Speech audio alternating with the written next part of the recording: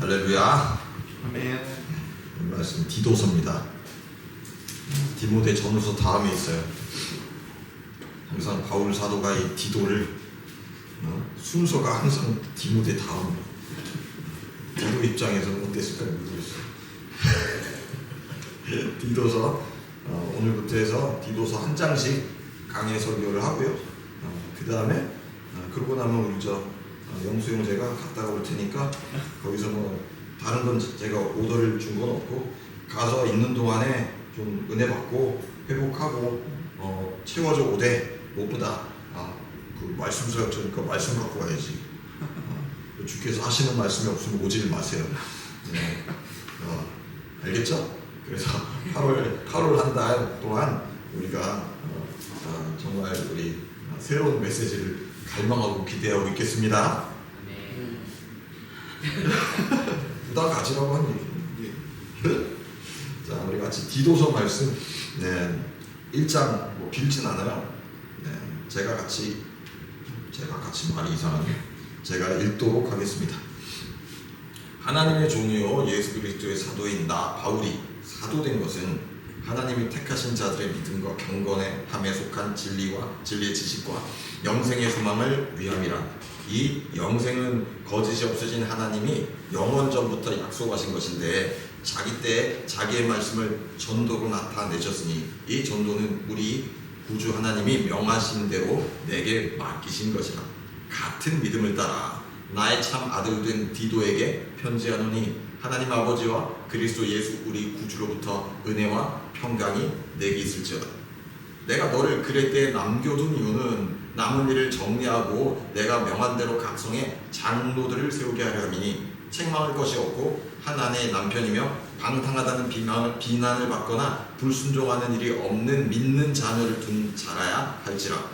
감독은 하나님의 청지기로서 책망할 것이 없고 제 고집대로 하지 아니하며 급히 분내지 아니하며 술을 즐기지 아니하며 구타하지 아니하며 더러운 이득을 탐하지 아니하며 오직 나그네를 대접하여 선행을 좋아하며 신중하며 의로우며 거룩하며 절제하며 믿은 말씀의 가르침을 그대로 지켜야 하리니 이는 능히 바른 교훈으로 권면하고 거슬러 말하는 자들을 책망하게 하려 함이라. 불순종하고 헛된 말을 하며 속이는 자가 많은 중 할례파 가운데 특히 그러하니 그들의 입을 막을 것이라. 이런 자들이 더러운 이득을 취하려고 마땅하지 아니한 것을 가르쳐 가정들을 온통 무너뜨리는도다. 그레데인 중에 어떤 선지자가 말하되 그레데인들은 항상 거짓말쟁이이며 악한 짐승이며 배만 위하는 게으름뱅이라 하니 이 증언이 참되도다. 그러므로 내가 그들을 엄히 꾸짖으라. 이는 그들로 하여금 믿음을 온전하게 하고 유대인의 허탄한 이야기와 진리를 배반하는 사람들의 명령을 따르지 않게 하려 함이라. 깨끗한 자들에게는 모든 것이 깨끗하나 더럽고 믿지 아니하는 자들에게는 아무것도 깨끗한 것이 없고 오직 그들의 마음과 양심이 더러운지라. 그들이 하나님을 시인하나 행위로는 부인하니 가증한 자여 복종하지 아니하는 자여 모든 선한 일을 버리는 자니라. 아멘. 좀 야단치는 말씀들이 많은 것 같아요. 이걸 쓰고 있을 때 바울의 마음 상태, 심리 상태가 조금 반영되어 있는 게 아닌가. 뭔가 그 노파심 같은 것도 좀 있어 보이고요. 그러니까 디도라는 제자에게 맡겨진 일이 있는 거예요. 근데 디도에게 맡겨진 일이 생각보다 이게 약간 완성하기가 어려운 일이에요. 정황상 디도에게 있는 경험치와 능력과 또 디도가 지금 해결해야 되는 이 상황들, 사역들이 만만치가 않은 거죠. 그래서 바울 입장에선 어쩌면 이제 내가 잘해야 될 텐데 잘할 수 있을 거야 라고 격려도 되지만은 걱정도 되는, 그게 디도가 막 모자라서 부족해서 라기보다는 뭐예요? 그 현장이 녹록치 않다. 그런 상황 같습니다. 그랬던 이유가 있어요. 디도는 이 바울을 따라다니고 바울의 초대 공동체를 구성했던 다른 사람들하고 조금 달라요. 혈통적으로. 얘는 순수 헬라인입니다. 그리스인이에요. 자, 유대인들은 뭐죠? 혈통을 되게 중요하게 여기죠. 1세기 교회는 대부분 뭐예요? 유대인이에요. 그래서 유대인도 아닌 잡것이 교회의 지도자가 돼서 성경을 펴고 가르친다. 음에 저 잡것이 약간 그런 느낌인 거죠. 더군다나 어려요. 자, 여기서부터 이게 디도가 넘어서야 될 일들이 장난 아닌 거예요. 여기서 디도가 이제 내가 출신도 미약하고 바울보다 한참 어리고 내가 이 일들을 감당할 수 있을까? 이 괄괄한 섬 사람들을 다 감당할 수 있을까? 쪼는 순간 어떻게 돼요? 바로 무시스러워져. 바로 이 주변에 이 괄괄한 사람들의 태클이 들어갈 거예요. 그러면서 디도를 찾기려고 하는 겁니다. 자, 근데 그게 왜 문제가 되냐? 자, 이게 1절에서부터 3절, 4절에 나와 있는 인사를 잘 보세요. 바울이 이 서신을 쓸 때 자주 나는 하나님의 노예, 그지? 하나님의 종이 노예라는 뜻이에요. 돌로스. 그런데 그 노예다라고 얘기는 하지만 되게 센 얘기를 해요. 영생의 소망 난 엄청난 사도다 이거지. 하나님의 말씀을 맡은 사도다. 만약에 여기서 흔들려 버리면 그 교회는 바울의 가르침을 없인 여기는 교회가 돼요. 근데 요거는 지금 디도하고는 맞물려 있는 거죠. 왜냐하면 디도를 세운 게 누구예요? 바울이에요. 그러니까 디도를 제낀다는 건 바울도 제껴지는 거예요. 그러면 디도와 바울이 제껴지면 이 사역지를 잃어버렸네? 사역 현장이 망했네? 그런 의미가 되는 게 아니라 뭐냐? 하나님의 진리에서 이탈해버리는 거예요, 교회가. 이것을 용인할 수 없기 때문에 너는 버텨라. 디도서의 핵심은 너는 이악 물고 버텨라. 내가 누구냐? 나는 하나님이 직접 부른 사도고 네가 누구냐? 내가 직접 부른 내 제자야. 그러니까 너는 이 현장에서 이탈하지 말고 버텨라. 네, 요 얘기를 당부하고 있는 겁니다. 그래요. 1절이 조금 내용이 막 이렇게 복잡해요. 우리나라 성경은 이렇게 좀 어순이 이게 그리스어와 맞추기가 어렵다 보니까 상당히 복잡해졌어요. 거기에 포인트가 믿음이에요. 이 믿음이 택하신 자들의 믿음이에요.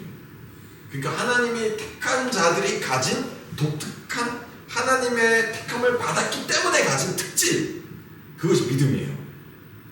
근데 그 믿음만 있는 게 아니라 그 믿음과 함께 나란히 나오는 게 이 뭐에 대한 믿음이냐면 진리와 지식이에요. 진리에 이르는 지식.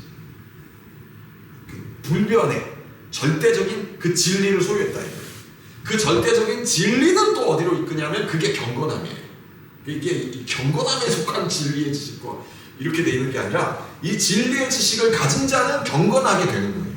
그러니까 하나님이 원하는 경건함은 진리의 지식으로부터 나오는 거지 할례를 받거나 율법을 지키거나 그런 데서 나오는 게 아니야 라는 것을 명확하게 하고 있는 게 요 1절의 뉘앙스입니다. 그죠? 근데 그 진리의 지식은 또 뭐랑 연결되어 있냐? 거기에 영생의 소망을 주는 거예요. 이거 다 연결되어 있죠. 영생의 소망을 가진 자가 경건할 수 있는 거예요. 자, 다시 정리하자면 복음 진리를 제대로 깨달은 자가 영생의 소망을 가져요. 그 영생의 소망 때문에 경건하게 사는 거예요. 요 도식입니다. 요 모든 기독교인들이 가지고 있어야 될 도식이죠. 여러분 안에 진리가 있습니까? 예수님이 진리이신 줄을 믿으시죠? 네. 그렇다면 영생의 소망이 있죠? 그쵸? 그럼 어떻게 살아야 된다고요? 경건하게 살아야 됩니다. 근데 요게 이제 거꾸로 가면 경건하지 않다. 그럼 뭐가 잘 안 되는 거냐? 진리의 지식이 흐리드릿한 거지. 흐리드릿한 거예요. 영생의 소망이 있다가도 없고 없다가도 있는 거지. 자, 옆에 친구에게, 교우에게 선언해 주세요. 정신 차립시다. 네, 정신 차립시다. 경건하게 사셔야 돼요. 이거 되게 어려운 일이에요. 사실 끊임없이 믿음과 생각이 계속해서 갱신돼야 돼요. 믿는 사람의 싸움의 현장입니다. 그래서 이걸 통해서 경건의 열매까지로 나아가려고 하는 것이죠. 근데 이 동일한 믿음에 따라서 4절에 보면 같은 믿음을 따라 나의 참 아들 된 디도에게 편지하노니 이렇게 되죠. 시간 관계상 다 찾아보지는 않겠지만 갈라디아서에 보면 디도가 언급되어 있는 재밌는 구절이 나와요. 자, 여기서 사도행전하고도 연결되어 있는 건데, 자, 기억하시죠? 사도 바울이 부름받고 나서 이방인에게 막 전도를 해요. 그때 이방인들이 예수님을 믿게 되는 거예요. 그러자 이거는 좀 이상한데? 유대인들 입장에선 유대인이 이 믿음을 갖는 거거든요. 유대인이 아닌 이방인이 믿음을 가지려면 먼저 뭐가 돼야 돼요? 유대인이 돼야 돼요. 지금 유대인이 아닌 놈이 유대인이 되는 방법은 유대인의 피를 수혈받는 게 아니라 불가능하고 뭐 하자는 거예요? 뭐 해야 돼요? 아브라함의 자손이라는 표를 몸에다 가져야 돼요. 그게 뭡니까? 그게 뭐예요? 그게 할례예요. 그러니까 이방인이 예수님을 믿었다라는 것이 당시 유대인 입장에서는 시퀀스가 있어요. 순서가 뭐냐? 먼저 할례 받고 그래서 유대인이 되면 그 다음에 네가 참된 하나님 한 분 하나님에 대한 믿음을 예수님을 통해 갖고 요거예요. 자, 그런데 무슨 일이 생긴 거냐면 이방인들이 막 예수님을 믿기 시작을 했는데 바울이 할례를 줬어요, 안 줬어요? 안 줬어요. 왜냐하면 사도 바울이 받은 복음 계시는 보편적인 거예요. 유대인이나 이방인이나 과거에는 혈통적 유대인이 중요했지만 예수님이 오셨기 때문에 이제 누구나 예수님을 믿는 자들은 하나님의 나라의 백성이 된다는 거예요. 맞죠? 예수님 이후로는 모두가 예수 믿는 사람이 하나님 나라의 백성이 되죠. 유대인은 더 뭐가 이게 질적으로 우월하고 이방인은 좀 모자라고 가끔 그렇게 이상한 뚱딴지 같은 소리를 하는 사람도 있어요. 그 잘못된 겁니다. 유대인이 예수 믿으면 유대인이야. 유대인이 예수 믿기 힘드니까 그럴 수 있어. 유대인은 예수님을 믿기 되게 무슬림보다 더 힘들거든요. 나 유대인 예수 믿었다 참 귀하다 이렇게 보는 거랑 혈통이 유대인인데 예수님 믿었으니까 우리랑 좀 퀄리티가 다르니까 다른 개뿔 그렇게 가르치는 순간 이거는 신약 성서에 바울의 가르침 모두를 정면 반박해버리면 이상한 가르침이에요. 이스라엘은 특별하지 않습니다. 그리고 솔직히 지금 저 1948년에 독립한 저 이스라엘이라는 나라에 모여있는 그 인간들이 순수 혈통 유대인이겠어요? 웃기는 소리예요. 순수 혈통 유대인이 어디가 있어요? 근데 이스라엘 가보니까 뭐 깜장 사람도 있고 하얀 사람도 있고 유대인이래?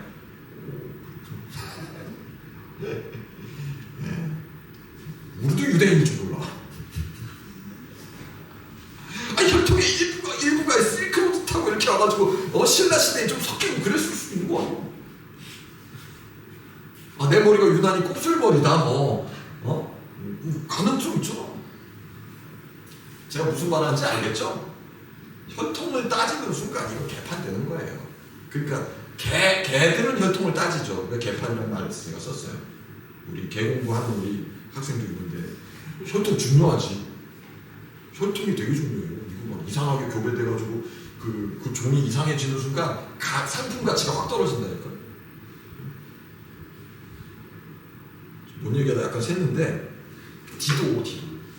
그래서 바울이 예루살렘에 올라가게 돼요.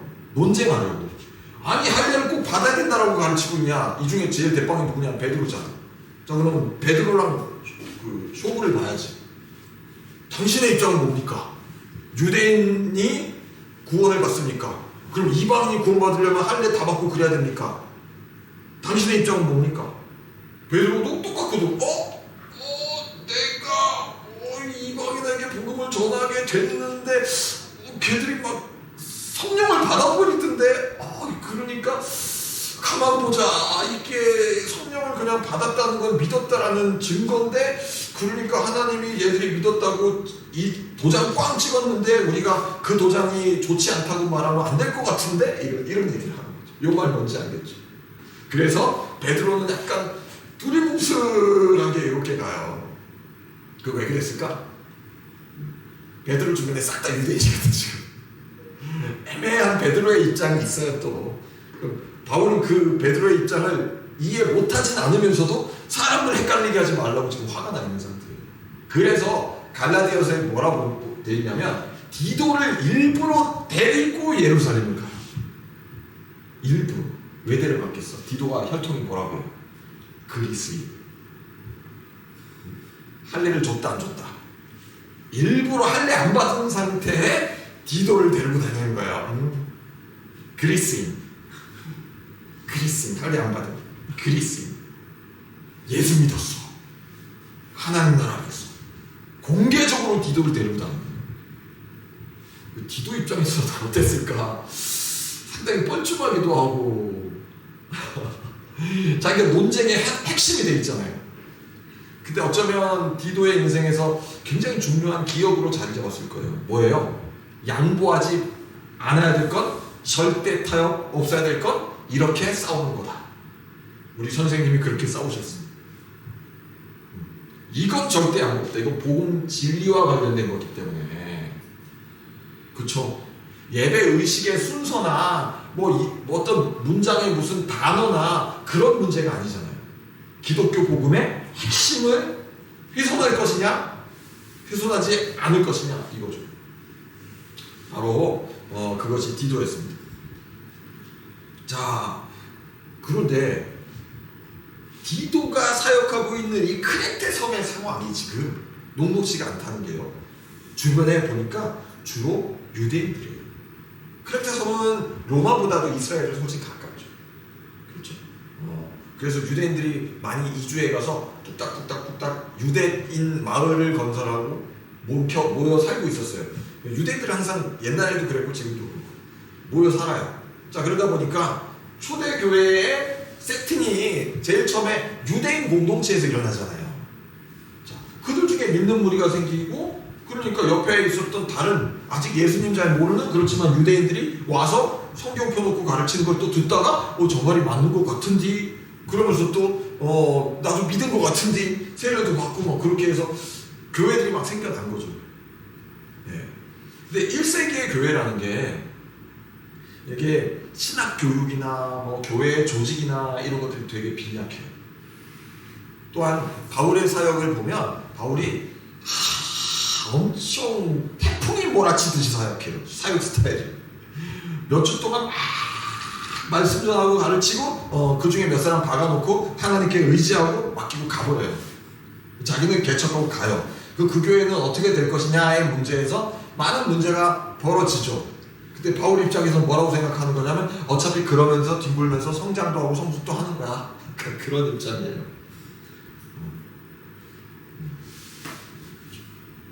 서운할 수 있어요. 사람들 입장에서. 뭐야, 저 사람 사도 맞아. 휙 하더니 없어. 그리고 우리끼리 막 치지고 먹고 이러고 있어야 돼. 근데 어떻게 보면 하나님 나라의 일들이라는 게 그런 과정을 통해서 일어나는 거죠. 그러니까 바울이 그렇게 얘기하잖아요. 나는 심었고 아볼로는 물을 주었다. 역할이 다른 거다. 나는 뭐 하는 사람이다? 확 뿌리고 다니는 사람이다 이거예요. 자, 근데 뿌려져서 싹이 나기 시작한 지역을 수습해야죠. 무엇이 더 힘든 일일까요? 뿌리는 일이 힘들까? 수습하는 게 힘들까? 글쎄, 항상 보면 뿌리는 사람은 뿌리는 사람인 자기가 더 힘들다 그러고, 수습하는 사람은 저 사람 좋겠다 그냥 뿌리고나 무책임하게 가버리고 우린 얼마나 힘든지 몰라 이런다고요. 근데 다 비슷한 것 같아요. 다 경중이 있어요. 플러스 마이너스가 있습니다. 그래서 바울의 사역의 어떤 그런 그 과정 속에서 책임져야 되는 공동체, 성숙하지 않은 상태의 공동체들이 여기저기 출현해 있는데, 문제 핵심이 뭐다? 유대인들이 막 섞여 있다. 이 유대인 중에는 예수님을 제대로 믿은 사람도 있지만 아닌 사람도 있고, 그 아닌 사람들 입장에서는 자기 공동체에 이방인이 오면 좀 환례 받아야 되는데 이러고 있고, 그러면서 이 복잡해지는 상황이죠. 여러분 본문을 쭉 내려가다 보면요, 제가 요거부터 먼저 얘기하려고 그러는데, 자, 12절이에요. 이거 잘못 해석하면 매우 인종차별적인 발언이 될 수 있어요. 12절 여러분 아까 제가 봉독할 때, 자, 눈 감고 자는 자녀들이 누구 집 자녀들인지 모르겠지만 그러시면 안 됩니다. 예. 자, 여기 12절 보면 뭐라고 되어 있어요? 그레데인들은 항상 거짓말장이며 악한 짐승이며 배반이라는 길. 이거 만약에 어떤 선교사가 조선 땅에 와서 조선 놈들을 말이야 이런 거를 기록했다 그러면은 이건 큰일 나죠. 다행히도 이게 바울이 쓴 게 아니고 디도가 한 말도 아니고 12절에 보면 그레데인 중에 어떤 선지자가 그랬대요. 근데 어떤 선지자, 선지자라는 번역을 하면 안 돼요. 이거 시인이야, 시인. 얘네 동네 시인이 쥐도 그레데인이야. 아유, 우리 그레데인들은 다 그지 같대. 우리 그레데인들 원래 그렇지 뭐. 이런 시를 남겼다라는 거예요. 약간 이거 뭐라 그러나? 자기 비하 발언 같은 거죠. 근데 자기 비하 발언인데 또 이게 시잖아. 그러면 이 시가 자기 비하적인 시를 할 때 약간 그 블랙 코미디 같은 거예요. 이걸 막 저주 섞어가지고 그레데인들은 막 거짓말쟁이 막 이런 게 아니라고. 이게 저주의 문구가 아니에요. 잘못 이해하면 이게 선지자가 저주한 걸로 한다니까요. 그렇게 보일 수 있죠. 그죠? 그때 이 구절이 헷갈리는 건 바로 이어지는 13절 때문이에요. 바울이 뭐라 그래요?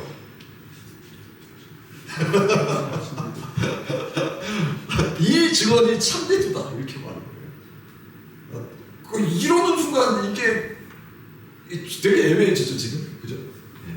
그래서 많은 설명들을 보면 일단 제일 많이 만나는 설명은 뭐냐면 바울은 선교사로서 각 지역의 문화와 언어와 이런 특징들을 극복해야만 했다. 지역마다 복음을 전하기에 쉬운 지역도 비교적 말랑말랑한, 또 어떤 지역은 사람들이 지적이라서 바울 스타일에 잘 맞는 사람들도 있지만 어떤 지역은 매우 힘들었다. 바로 대표적인 사례가 그레데다. 그래서 바울도 그레데인들은 쓰레기라고 얘기를 했다. 요 해석이 버전이 하나가 있어요. 제일 많은 것 같아. 근데 저는 조금 다르게 보려고 해요. 여기서 말하는 이 증언이 12절이 아닐 수 있다라는 거예요. 이 증언은 지금 뭐냐면, 이 증언은 바울이 맥락상 보면 이런 사람들을 감독 세워야 돼. 이런 사람들을 장로 세워야 돼. 그래서 장로가 이런 성질을 가지면 절대 안 돼. 요 얘기를 하고 있는 맥락으로 본다면 이 증언은 그 맥락이에요. 좀 성질머리 더러운 인간은 장로 세우면 안 돼 라는 증언이 참되도다 하는 일종의 거기에 맞물려지는 인용으로서 이 그레데인 지네도 인정했어. 요렇게 보면 좀 어때요? 좀 더 합리적이고 좀 더 인종차별적이지 않고, 그죠? 네. 요 해석을 취하기를 합니다. 네, 그래요. 그래서 바울이 그레데인들을 너무 그레데인들 때문에 고생해서 저주했다 그게 아니고, 그레데인들이 독특한 섬 사람의 기질이 있죠. 그러다 보니까 이들을 사역하는 사람들이 가져야 되는 특질도 다른 지역과는 조금 달라야 된다. 디모데 너도 그렇고 네가 세워야 될 장로들도 그렇고, 요 얘기를 지금 하고 있다라고 보여줍니다. 자, 그러면 다시 앞으로 쭉 돌아와서 5절을 보세요. 남겨둔 이유가 뭐라고요? 각 성에 장로들을 세우라. 장로 그러면 뭐가 떠올라요? 대한예수교 장로회가 떠오르니까. 우리 이거 행사한다고 하니까 어떤 엄마가 뭐 대한예수교 장로회냐 아니냐고 그걸만 물어. 혹시 이상한 데 아니냐고. 막 검색해봤더라고. 움직이는 교회를. 움직이는 교회 검색하면 다른 움직이는 교회 나오거든. 사역은 열심히 하신 것 같은데 제가 검색되고 설교도 들어봤는데요. 아마 아닐걸요.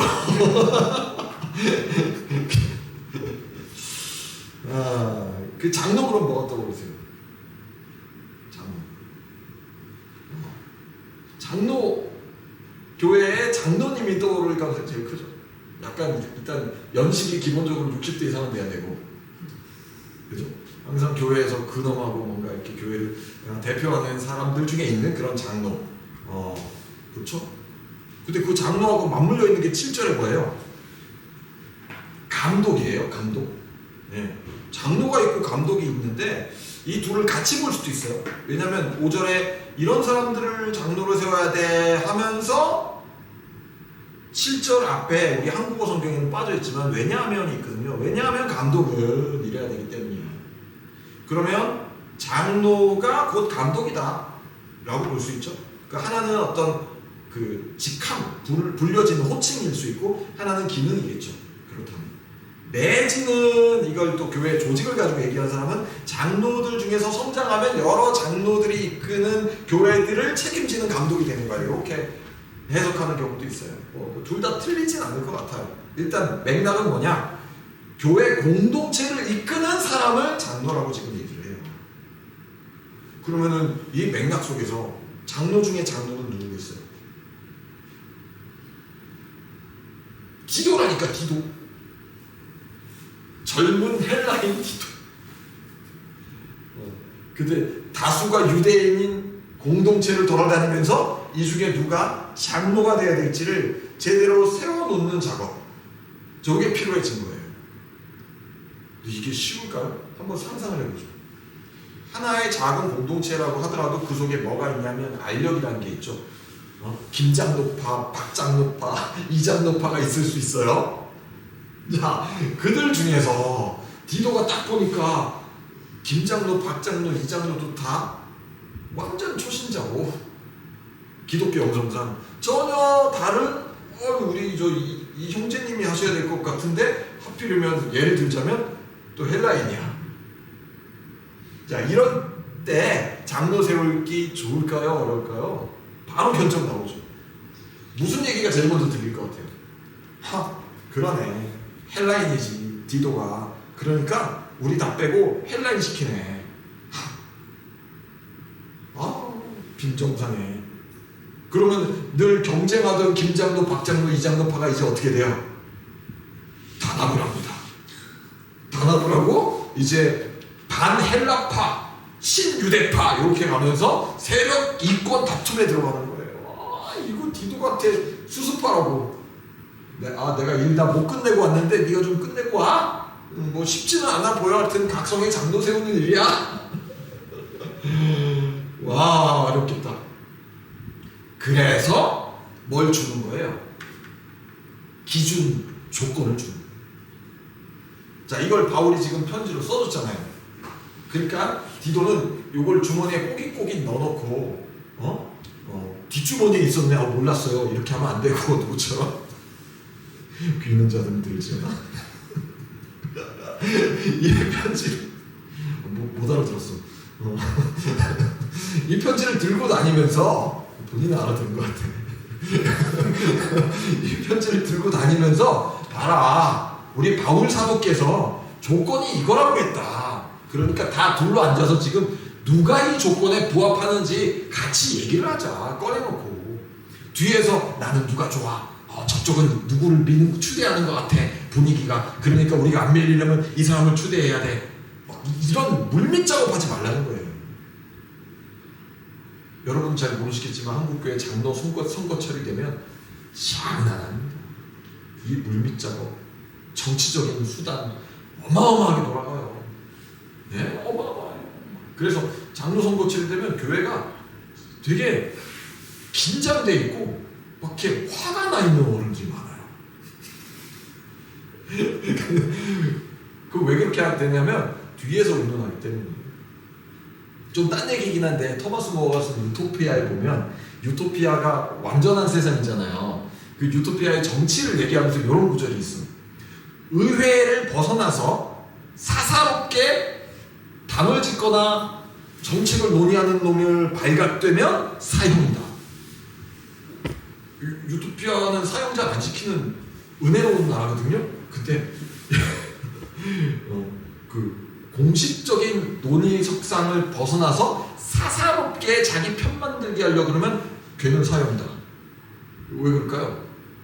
이거는 그 사사로운 세력을 만들기 때문이죠. 그럼 뭐예요? 사람들에게 좋은 세상을 만들려는데 관심이 없고 뭐 하겠다 해요? 내 힘을 보여주는 데 관심이 있다는 거지. 내 자리가 중요하다는 거지. 그 사람은 공동체에, 사회에 좋은 역할을 할 수 있다 없다? 없다라는 거죠. 없다라는 거예요. 이 원칙이 분명합니다. 그러니 교회가 잘해야 되는 건 요거는 조건 딱 펼쳐놓고 자 이제 무한 토론합시다 이렇게 해야죠. 근데 벌써 조건이 만만치 않아요. 6절에 보세요. 어떤 조건이에요?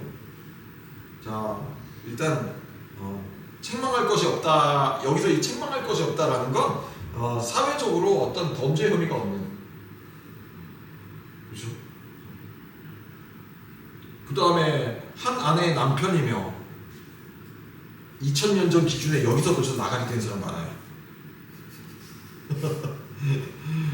그 다음은 더 심각하죠. 방탕하다는 비난을 받거나 불순종하는 일이 없는 믿는 자녀를 둔 자, 자녀들. 와, 이건 세종대왕도 쉽지 않았던 건데. 자녀가 신앙이 없어. 자녀들이 하나님을 경외하지 않고, 자녀들이 부모에게 순종하지 않고, 자녀들이 개판이고, 자녀들 봤을 때 완전 날라리 막 이런 분위기예요. 그러면요, 뭐라고요? 감독될 자격이 없다고요. 저희 삼남매 똑바로 잘합니다. 네, 삼남매 똑바로 잘해야 돼요. 그러니까 이 사람이 적절한지 아닌지가 어디서 판가름이 난다는 거예요? 가정에서 판가름이. 이건 진짜 중요한 거죠. 가정에서 어떤 사람이냐, 그것은 바깥에서 그것과 다른 행동을 한다는 건 뭐예요? 위선이죠. 그럼 위선자가 교회 공동체의 리더가 될 수는 없죠. 그게 제일 먼저 가정을 보는 거예요. 우리 좌우에 주로 식구들이 앉아있는 것 같은데 잘 얘기해 주세요. 잘 하자. 잘 합시다. 네. 식구가 없으면 아직 이게 증명 안 된 사람이에요. 내가 누구를 타겟으로 얘기하는 것 같은 느낌이 들 수는 있는데 맞아요, 사실은. 네, 정확히 그거고요. 그러니까 본인이 아직 본인 검증이 안 된 거예요. 자, 알겠죠? 속히 검증할 수 있는 시간이 오기를 온 교회가 온 마음으로 축복합니다. 그쵸? 그래요. 그래서 이런 조건들이에요. 왜? 이 조건에 부합하지 않으면 빼라. 그러니까 지식이나 사회적 지위나 재산을 전혀 따지지 않아요. 그렇죠? 네. 또 7절로 나오죠. 이제 가정 이외에 어떤 그의 개인의 어떤 성향들을 따지는데 먼저 부정적인 걸 먼저 얘기하죠. 그죠? 고집대로 안 하는 거. 내가 결정했어. 이대로 가. 막 안 하면 개엄 때려버리고. 지도자가 될 자격이 없죠. 급히 분내지 아니야. 술을 즐기지 아니하며 잠깐만 자꾸 이상한 생각나는데 급히 분내고 술을 즐겨요. 그래서 계엄했잖아. 그죠? 그러니까 작은 공동체도 못 이끌 사람을 나라의 지도자를 세워놨으니 이걸 참 구타하지 아니하며 더러운 이득을 취하지 아니하며. 야, 이런 사람은 절대 안 된다. 그러면서 더 어려운 거죠. 이렇지 않아야 된다라는 것보다 더 어려운 건 8절이에요. 어떻게 돼 있어요? 나그네를 대접하며 지돈 내서 나그네를, 여기서 대접하다라는 게 그냥 가끔 나그네 하룻밤 묵고 가세요 이게 아니에요. 크레타 섬에 어떤 나그네 같은 사람, 새로운 이주민이 오면 제일 관심 가지고 어디서 오셨어요? 아이고 크레타 섬에는 처음이시죠? 여기 녹록지 않은데 인간들이 시인이 얘기한 것처럼 거지 같거든요. 그렇지만요, 우리 공동체가 같이 좀 도울 수 있는 방법이 있을 거예요. 힘드신 거 있으면 언제든 얘기하세요. 요거 먼저 다가가서 나그네를 대접한다는 의미는 그거예요. 그리고 선행을 좋아하고 신중하고 의롭고 거룩하고 절제하고. 이거 쉽지 않죠. 그 다음에 결정판은 9절이에요. 감독이 될 사람이 해야 될 가장 중요한 일은 이거죠. 뭡니까?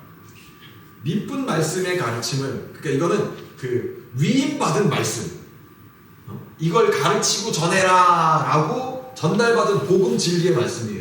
이것을 이 위임받은 말씀을 그대로 지킨다라는 것은 행위가 아니라 위임받은 이 말씀이 훼손되지 않게, 다른 이상한 가르침으로 섞이지 않게. 주님은 이렇게 말씀하셨어요. 그렇게 얘기하는 거는 주님의 가르침과는 다른 것 같은데. 사도들이 이렇게 가르쳤어. 나도 이렇게 배웠고. 근데 네가 하는 그 얘기는 지금 뭐 이해는 되지만 우리 사도들의 가르침과 좀 다른 것 같은데. 일단 우리는 이거 훼손하면 안 되거든. 그러니까 네가 바뀌던가 들어와서, 아니면 우리한테 와가지고 신천지교를 얘기하면 안 되는 거야. 이렇게 하라는 거죠. 그죠? 지키는 거예요. 근데 만약에 여기서 이 가르침과 저 가르침의 차이를 구분 못한다, 이 내용과 저 내용이 막 섞이는데 그것을 위험하게 여기지 않는다, 그 사람은 감독될 자격이겠죠. 자, 이것은 그러니까 구절은 명확한 어떤 그 가르침의 영역을 얘기하고 있어요. 근데 오늘날 교회에 좋은 지도자들이 부족한 이유는 구절만 얘기하는 것 같아요. 느낌이. 신학교 나오고 교리 잘 배우고 그 다음은 뭐 나그네 대접도 잡고 신중하고 그렇지도 않고, 심지어 목사인데 엄청 화내고, 나도 뭐 성질은 더럽지만 뭐 이 정도는 아니거든요. 자, 뭐 이렇게 되는 거죠. 자, 그래서 바울이 디도에게 지금 세워야 되는 사람의 질적인 조건을 쫙 얘기를 해줍니다. 그러면서 왜 9절에 진리를 그대로 지키기 위한 요 조건이 중요하냐는 것은 10절로 이어져요. 왜냐하면이 원래 10절에 있습니다. 왜냐하면, 자, 지금 크레타 섬에 있는 유대인들 중에 예수님 믿은 이 첫 공동체 안에 이상한 사람들이 있다 없다? 있다. 이 이상한 사람들이 근데 가만 보니까 이 1장의 전체 흐름 속에서 보면 상당한 힘을 가진 것 같아요. 상당한 금전적인 능력을 가진 것 같아요. 그래서 영향력이 작지가 않아요. 자, 그래서 그들은 자기들의 세력을 키울 수 있는 사람을 자꾸만 지도자로 얘기하려고 하는 것 같아요. 그렇죠. 그래서 매우 강경하게 10절, 11절을 얘기하죠. 불순종하고 헛된 말하고, 그러니까 바른 교훈, 내가 하나님께로부터 받은 복음, 내가 너한테 전수해준 복음, 그 복음 외에 다른 걸 가르치는 그 사람들에 대해서 어떻게 해라. 11절에 그 입을 막을 것이라고. 입을 막. 이 표현 진짜 센 거거든요. 그 입을 막을 것이라고. 발언권을 주지 말아라는 거죠. 이거 쉬웠을까요? 디도는 어리고 헬라인이고 저들은 힘센 유대인들이고, 보통 일은 아니었을 거예요. 그러면 디도에게 없던 파이터의 본능을 깨워야 돼요. 누가 떠올라야 되냐? 스승이 떠올라야 돼요. 울그락불그락 예루살렘으로 올라가시던 헬라인 디도, 그러면서 유대인 지도자들과 공개적으로 토론하고 맞짱 뜨셨던 그 선생님, 스승님의 생각을 해야 되는 거죠. 그래서 좀 거슬러 올라오면 디도를 뭐라고 불러요? 4절에 디도에게 굉장히 위로와 격려가 되는 표현이었을 거예요. 뭐라고요? 나의 참 아들. 아들이에요. 내가 너한테 맡긴 일은 아버지가 아들한테 맡긴 일 같아. 아들이. 네가 아들이다. 아들이. 그래서 디도는 자기 정체성을 계속해서, 이거 복잡하고 어려운 일이지만 내가 이거 해야 돼. 내가 이거 완수해야 돼. 이거 싸워야 되는데 나는 싸우지 못하는데. 아니야. 위임받은 일이야. 무엇을 위한 싸움이다? 복음 진리가 훼손되지 않게 하는 싸움이고 교회를 지키기 위한 싸움이야. 여기서 내가 이거 불편하다고 물러서면 안 되지. 내가 이거 부담스럽다고 안 하면 안 되지. 자, 그래서 이 일들을 위임받은 자로서 디도의 정체성을 강력하게 바로잡아주기 위한, 격려하기 위한 것이 또 디도서이기도 합니다. 자, 그런 어려운 일들이에요. 사역이란 건 어떻게 보면 항상 그래왔던 것 같아요. 네, 이게 쉽게 순탄하게 그 순풍에 돛달듯이 쭉 갈 수 있는 그런 일들은 잘 주어지지 않습니다. 주로 돌파해야 되는 상황들이에요.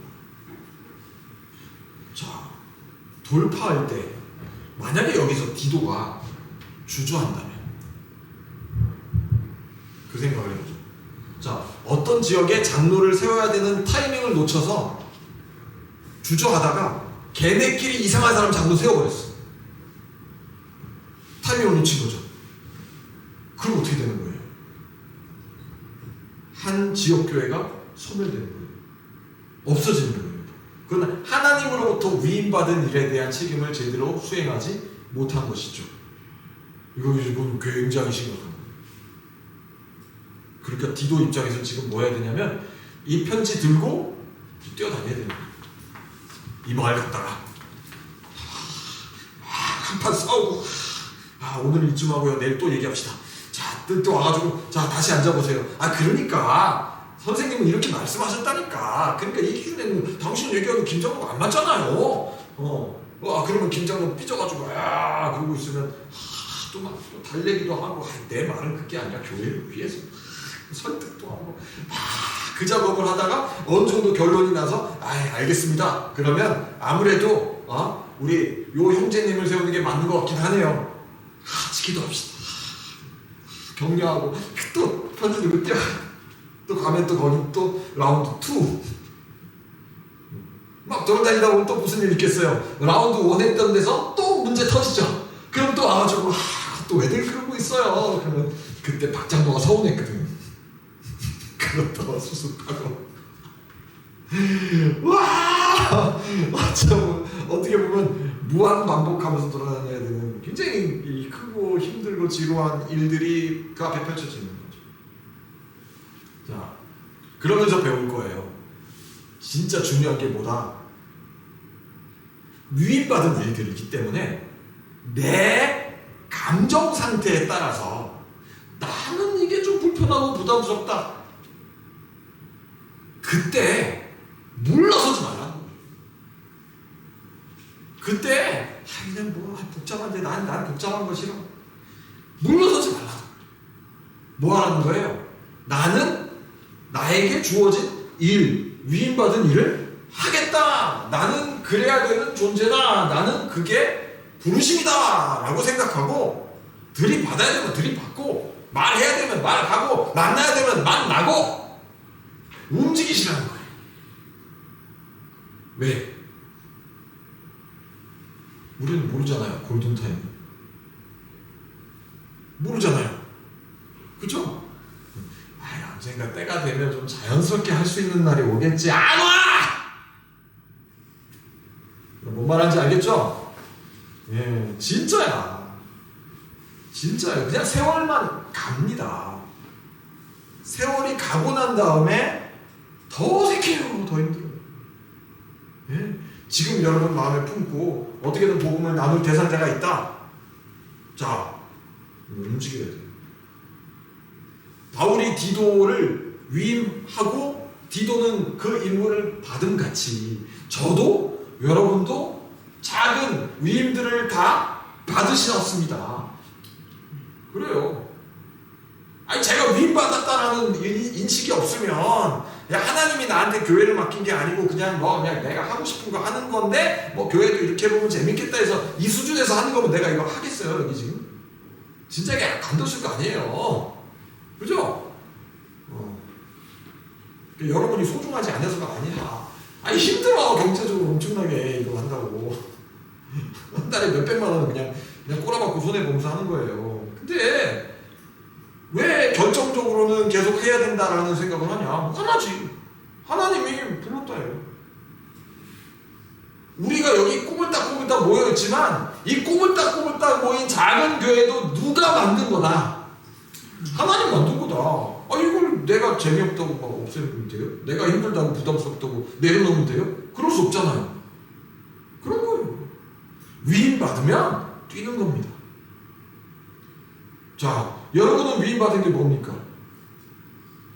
최근에 4번의 만남이라는 그 위임을 받으셨죠. 타이밍 찾지 마세요. 아멘을 안 해. 타이밍 찾는 거 아니에요. 진짜. 그냥 주여 죽으면 죽으리다 죽게 하겠어요. 지난주에도 그 얘기 있잖아. 친구가 갑자기 극단 무슬림이 돼 있는 상태 아니잖아요. 알라후 아크발 막 칼 들고 덤빌 거 아니잖아. 그냥 만나서 진솔하게 얘기하면서 시작해보세요. 결론은 지난주랑 같아졌습니다. 당분간 거의 같을 것 같아요. 자, 여기서 가져가야 될 정체성이 무엇이다만 다르죠. 지난주와는 위임받았다라는 것에 더 구체적인 의미가 됩니다. 우리 모두가 하나님으로부터 부름받은 사람으로서 이 땅을 사는 동안 누군가에게 또 어떤 공동체에게 열매를 맺고 사람들을 섬기고 하나님의 사람으로 세워가고 그 과정에서 디도가 얼마나 성장해 가겠어요. 파이터의 본능이 깨어나잖아. 그러면서 아름답게 더 멋지게 하나님의 일을 감당할 수 있는 사람으로 성장하는 거 아니겠습니까? 네. 그러면 같이 이 시간 기도하죠. 7절에 이렇게 돼 있어요. 감독은 읽으실 필요는 없어요. 제가 읽어드릴게요. 감독은 하나님의 청지기로서 책망할 것이 없고 이렇게 돼 있는데 하나님의 청지기라는 단어가 조금 어려워요. 하나님의 집을 만들어가는 사람이다 라는 뜻이에요. 하나님의 집을 만들어가는 사람이다. 여기서 하나님의 집은 뭘까요? 교회죠. 근데 이 표현이 너무 대단하잖아. 하나님의 집이라고 몇 평이면 될까요? 몇 명이면 될까요? 같은 말이죠. 우리가 하나님의 집입니다. 하나님이 여기 계시기로 작정하셨어요. 우리가 하나님의 집이에요. 그리고 이 집이 같이 지어져 가는 과정이에요. 잘 지어가야죠. 우리가 할 수 있는 최선을 다해서 예쁘게, 우리가 할 수 있는 최선을 다해서 지어가야죠. 우리 모두가 지금 무슨 일들을 감당하고 있습니까? 하나님의 집을 함께 지어가는 일을 하는 거예요. 크던 작던 누군가는 더 무거운 일들을 할 것이고 누군가는 더 작은 일을 하겠지만, 그러나 우리 모두는 벽돌 한 장으로 떨어져 있는 게 아니에요. 하나님의 집으로 서로 여기 연결되고 얽혀가고 있습니다. 내 위에 벽돌들이 놓일 거예요. 내 옆에도 나란히 놓일 거예요. 그리고 이곳에 더 하나님이 기뻐하시는 일들이 펼쳐지는 겁니다. 이 지어져가는 일은 2000년 전에부터 예수님이 모퉁이 돌이 되셔서 죽으시면서 시작이 됐던 거죠. 그 건축물에 가장 많은 하중을 받게 되는 모퉁이 돌, 그 건축물에 가장 시작이 되는 모퉁이 돌, 다 지어지고 나면 가장 시선을 받지 못하는 모퉁이 돌. 그래서 예수님이 모퉁이 돌이에요. 건축자들이 버린 돌인데 모퉁이 돌이 되어서 유대인들이 버린, 세상이 버린, 십자가에 못 박아 버린 그 예수님이 모퉁이 돌을 두셨어요. 우리는 보이지 않게 2000년째 지어져 가고 있습니다. 모두가 위임받았고 모두가 연결되는 거예요. 하나님, 이 집이 지어지는 일에 불러주셔서 감사합니다. 네. 주님, 이 집이 계속 지어져 가게 하여 주시옵소서. 네. 우리 그렇게 함께 부르심에 감사하고 또 자기 자신을 올려드리면서 또 우리가 기도하고 있는 그 대상자로 이런 불로 다시 한번 오늘 또 올려드리면서 주여 함께 지어져